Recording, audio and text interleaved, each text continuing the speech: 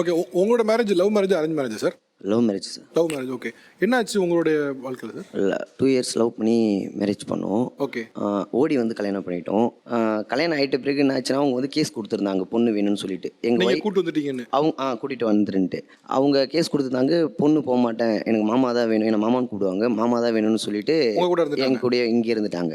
அப்புறம் அவங்களுக்கு ஒரு பொண்ணு தான்ட்டு 10 days ரிசப்ஷன் வச்சாங்க. அவங்க ரிசப்ஷன் வச்சுட்டு கூப்பிட்டாங்க. நாங்கள் 2 பேரும் போனோம். போயிட்டு அங்கே நல்லா தான் பார்த்துக்கினாங்க, எங்களுக்கு எந்த குறையும் வைக்கல. இங்கே ரிசப்ஷன் முடிச்சுட்டு நம்ம வீட்டுக்கு இங்கே வந்தாங்க மறு வீடு அழைக்கிறதுக்கு. இங்கே வந்து நம்ம வீட்டை பார்த்தோன்னா ஷீட் வீடாக இருக்கிறதுனால அவங்க என்ன பண்ணாங்க, எல்லாம் சாப்பிட்டுட்டு போயிட்டு எங்களை ஒரு வாட்டி சாப்பிட்றதுக்கு அவங்க வீட்டுக்கு கூப்பிட்டுருந்தாங்க. நாங்கள் அங்கே போன பிறகு எங்கள் அம்மா அப்பா கிட்டலாம் அவங்க கன்சல்ட் பண்ணி சொன்னாங்க, இந்த மாதிரி இங்கே பாப்பாவுக்கு வசதி கம்மியாக இருக்குமா, நீங்கள் இங்கே இருக்கட்டும் பிள்ளை அப்படின்ட்டு.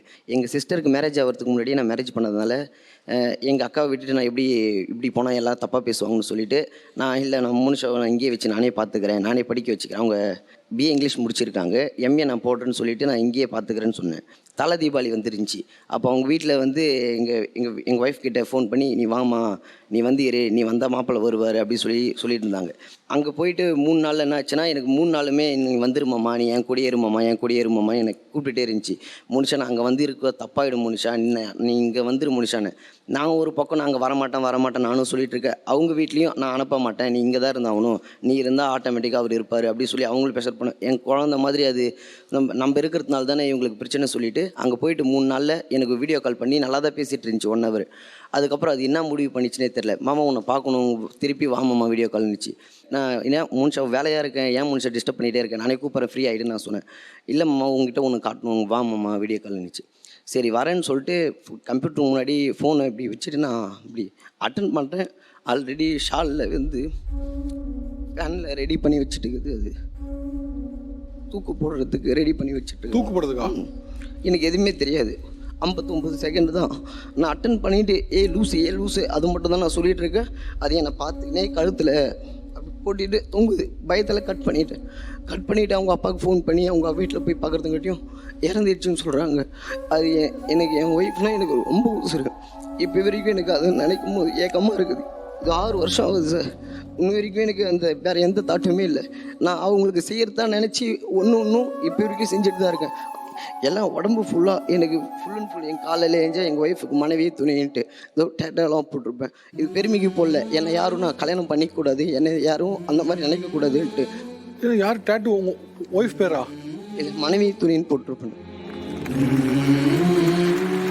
அவங்களுக்கு பிடிச்சது எல்லாமே இப்போ வரைக்கும் வாங்கி சும்மா வச்சுட்ருக்கேன். அவங்களுக்கு என்னென்ன பிடிக்குமோ அவங்க கேட்ட ட்ரெஸ்லேருந்து எனக்கு அப்போ எது வாங்கி தர முடியலையோ அந்த ட்ரெஸ்லாம் ஒரு ஃபங்க்ஷனுக்கு வாங்கி சும்மா வீட்டில் ஷோக்கு அடுக்கி வச்சுட்ருக்கேன் சார். அவங்க போடுவாங்கன்ற ஒரு நம்பிக்கையில் மனசளவில் நினச்சிக்கின்னு நான் காலையில் எஞ்சா good morning I love you மாட்டு டெய்லி ஃபோனில் அதுக்கிட்ட பேசுவேன். ஏன்னா ஒரு வாட்டி என்கிட்ட கனவுல வந்து நான் உங்கள் ஸ்டேட்டஸ்லாம் பார்ப்பேமாம்மா அப்படின்னு எனக்கு கனவு வந்துடுச்சு. அன்றைக்கி நான் ரொம்ப அழுதேன். நான் அது என் கனவுல வரதில்லைன்ட்டு என் கனவுலேயே சுத்தமாக வரதில்லை சரி. ஆனால் அது என்னை பார்க்குது, என்னை பேசுதுன்றதை நானே இமேஜிங் பண்ணி நான் உணர்ந்துப்பேன். அந்த ஒரு விஷயத்தையும் என்னை பார்க்குறவங்களாம் என்ன கேட்குறாங்கன்னா, நீ நல்லா தாண்டா இருக்க, நீ வேறு மேரேஜ் பண்ணிக்கோன்றாங்க. நான் எல்லாருக்கும் ஒன்று தான் சொல்லிப்பேன், என்னை யாரும் என்னை டிஸ்டர்ப் பண்ணாதீங்க. எல்லாருக்கும் ஒரு அம்மா ஒரு அப்பா தான். ஒரு அம்மா உங்கள் அம்மா இல்லைன்னா இன்னொரு அம்மாவை நீங்கள் போய் அம்மான்னு கூப்பிட்டாலும் அம்மா ஆகாது. அதே மாதிரி என் மனைவி எனக்கு அவங்க மட்டும்தான் மனைவி. என்னை வேறு ஒரு பொண்ணு ஏற்றுக்கணும்னு சொன்னால் என்னை ஏற்றுக்க முடியும். என்னை டிஸ்டர்ப் பண்ணுறாங்க சார் நிறைய பேர். இப்போ உங்களை எல்லாரும் நீ கல்யாணம் பண்ணிக்கன்னு சொல்கிறதுனால தான் இப்போ இது மாதிரி டேட்டு போட்டு நான் கல்யாணம் பண்ணிக்க மாட்டேன்னு சொல்லிட்டு இருக்கேன். நான் ஃபஸ்ட்டே அவங்க இல்லைன்னும் போதே நான் முடிவு பண்ண விஷயம் சார் இது. இப்போ நெஞ்சில் டேட்டுக்கு போட்டிருந்தீங்கல்ல? இருக்கு சார். அதுவுமே அவங்களுக்காக போட்டது தானா? அவங்க ஃபோட்டோ தான் சார் இருக்கும். இந்த பக்கமும் இருக்கும், இந்த பக்கமும் இருக்கும். இது ஃபுல்லாக போட்டிருக்கீங்க? இந்த பக்கம்.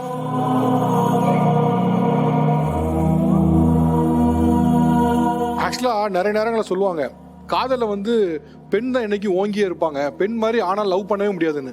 அவர் எல்லாத்தையும் உடச்சிட்டாப்புல எல்லாத்தையும் ஒரு நிமிஷத்தில்.